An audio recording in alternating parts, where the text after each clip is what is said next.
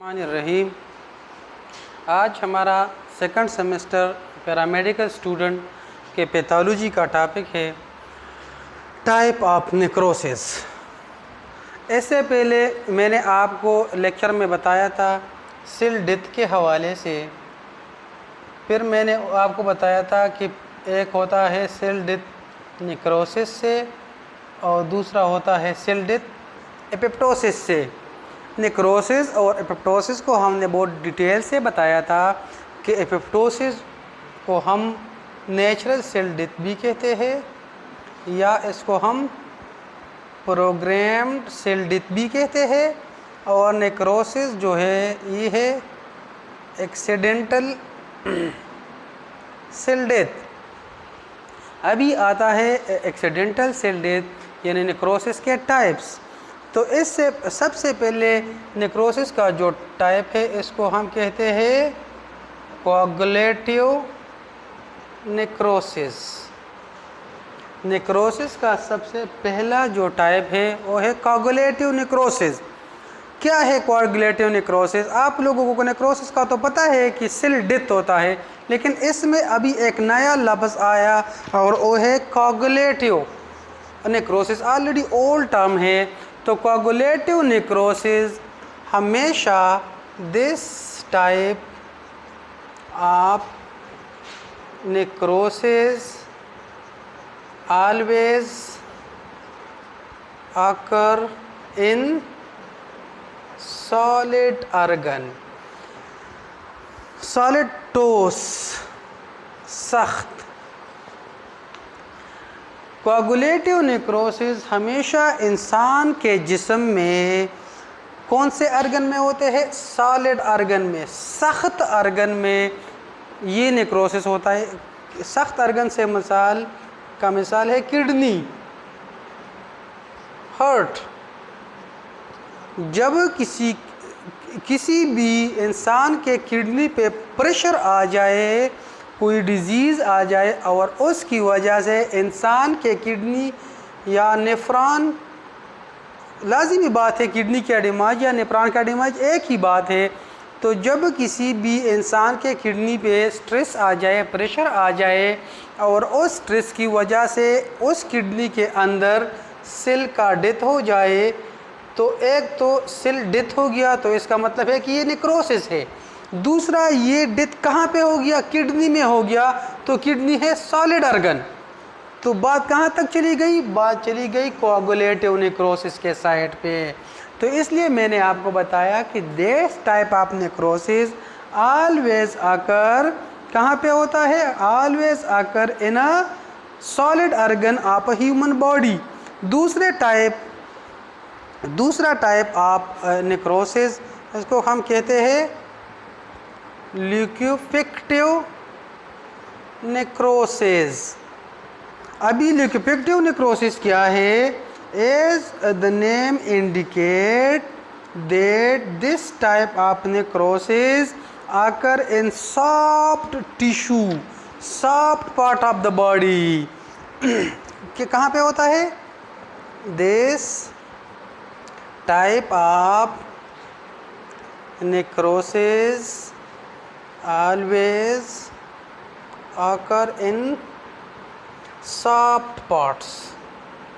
नरम जो हिस्से हैं इंसान के जिस्म के अंदर, वहाँ पे जब नेक्रोसिस हो जाए तो इसको हम कहते हैं ल्यूकोपेक्टिव नेक्रोसिस।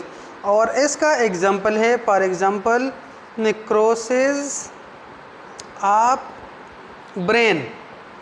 जब किसी इंसान के दिमाग में नेक्रोसिस हो जाए तो ब्रेन कौन सा ऑर्गन है? ये सॉफ्ट है, सॉलिड तो नहीं है, लिक्विड भी नहीं है, इसको सेमी सॉलिड कहते हैं, लेकिन है नरम।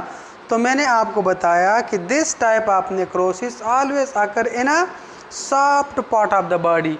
तो यही बेसिक डिफरेंस है कोआगुलेटिव नेक्रोसिस में और ल्यूकोपेक्टिव नेक्रोसिस में, कि कोआगुलेटिव नेक्रोसिस हमेशा इंसान के जिस्म में सॉलिड ऑर्गन में होता है, जबकि ल्यूकोपेक्टिव नेक्रोसिस इंसान के अंदर हमेशा कहाँ पे होता है? सॉफ्ट ऑर्गन में होता है। इसके बाद तीसरा टाइप है, इसको हम कहते हैं पेट नेक्रोसिस। पेट, जैसे नाम से जाहिर है, पेट नेक्रोसिस का मतलब पेट टिश्यू भी इंसान के जिस्म में ज़ाहिरी बात है कि पेटी टिश्यू भी होते हैं। तो जब वेन नेक्रोसिस आकर इन पेटी tissue of human body, this is called pet necrosis. For example adipose tissue, इंसान के पेट में जो टिश्यू है वो पेट से बने होते हैं। जब किसी पेटी टिश्यू में नेक्रोसिस हो जाए तो इसको हम पेट नेक्रोसिस बोलते हैं।